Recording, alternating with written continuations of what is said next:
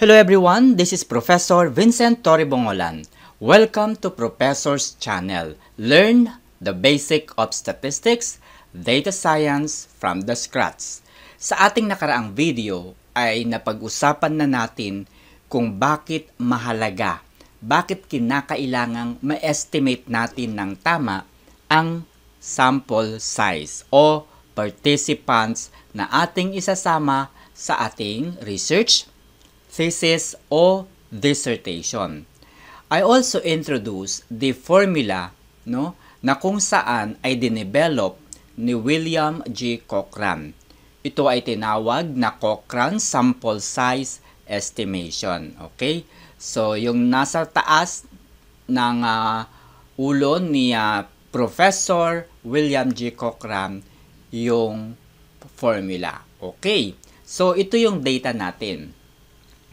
Determine the required sample size at 95% confidence level and 0.05 margin of error using Cochran sample size estimation formula from the dataset below. Okay, so ang data na nakikita ninyo mga kaibigan, ito yung data ng mga mayroong lung cancer. Ibig sabihin, mga na-diagnosed na may mga lung cancers. So, merong mga respondents na smoker and non-smokers. Okay? So, ito yung pinakita natin sa ating previous discussion about the importance of sample size. Okay? So, noong 2022, mayroong 16,789 smokers at 6,589 non-smoker. 2021, 2020 hanggang 2018 below. Okay. So, mayroong kabuuang 147,669 patients diagnosed with lung cancer. Alright? So, ito yung required base dun sa data. The confidence level is 95% daw. At dapat 0.05 margin of error. The formula na gagamitin natin para makompute yung tamang sample size ay yung nakikita ninyong tatlo sa ibaba. Okay? So, unahin natin yung area under the normal curve. Ano ang ginagawa ng area under the normal curve? I-convert daw muna natin yung confidence level na 95% into z-score. Kasi kung mapapansin niyo yung formula sa gitna, z2 or z-squared yung hinahanap. Ngayon, paano natin mahanap yung z-squared? Wala naman doon sa tanong. Okay? So, ang gagawin natin, kukomputin natin yung value ng z-squared by converting the level 95%. Okay? So, kapag kinonvert na natin yung 95% na confidence level, magiging Z value. Okay, how?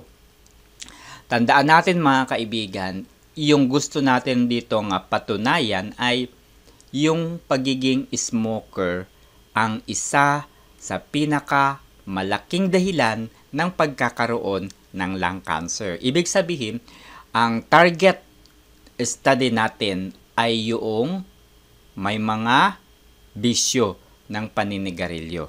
Okay? So, ito yung formula. Area equals 1 plus confidence level over 2. Okay, 1 plus 0.95. Okay, 0.95 kinonvert ko lang yung percentage into decimal value. Over 2. 1.95 over 2, nakuha natin yung area under the normal curve na 0.9750.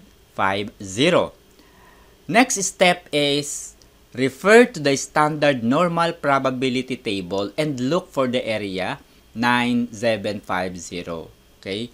Pumunta kayo sa Google, i-search ninyo yung standard normal probability table.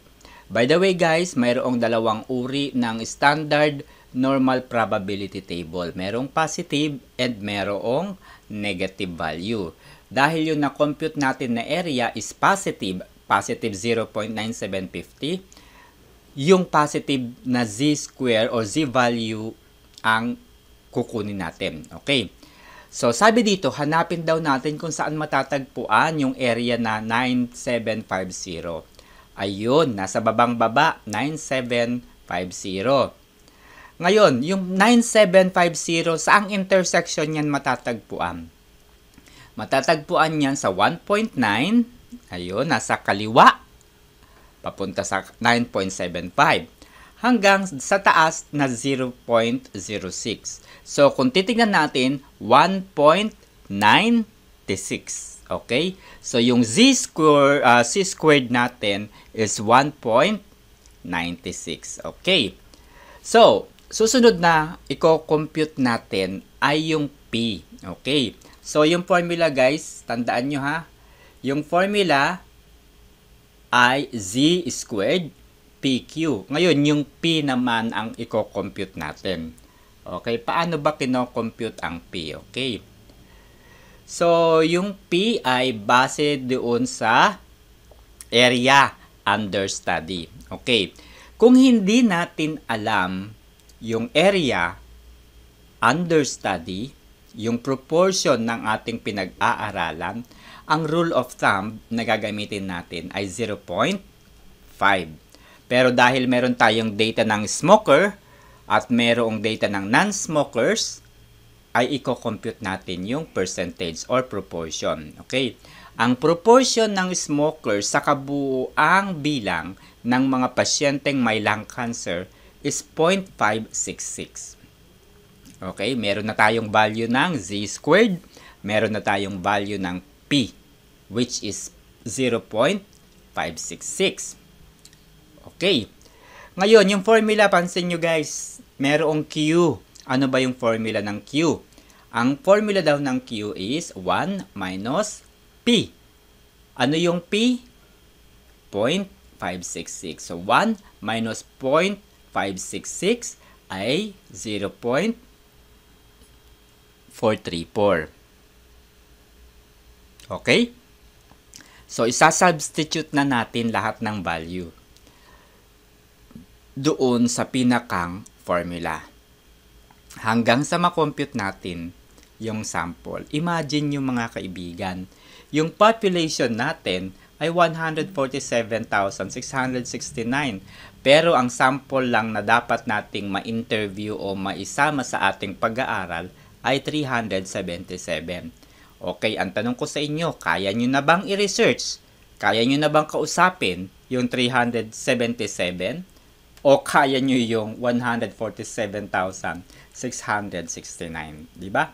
So, ganyan kahalaga ang sample size para matulungan din ng mga estudyante na ma-estimate yung kanilang kakayahan. Okay? Yung mga researchers na individual na gumagawa ng kanilang pag-aaral. So, hindi ninyo kakayanin. Mahihirapan kayo kung kukunin ninyo, i-interviewin ninyo ang 100 plus na mga participants o population. Kaya, sample lang. So, 377 lamang ang sample na ating isasama o i-interviewin. Okay? So, that's all. And if you have question, don't forget to write it on the comment section of this video. Okay? By the way, mga kaibigan, baka naman pwede ninyong i-share ang video na ito, mag-like na rin kayo, at syempre huwag kalilimutang pindutin ang notification bell para kayo ay laging updated sa mga videos na aking ini-upload. Okay? Happy researching!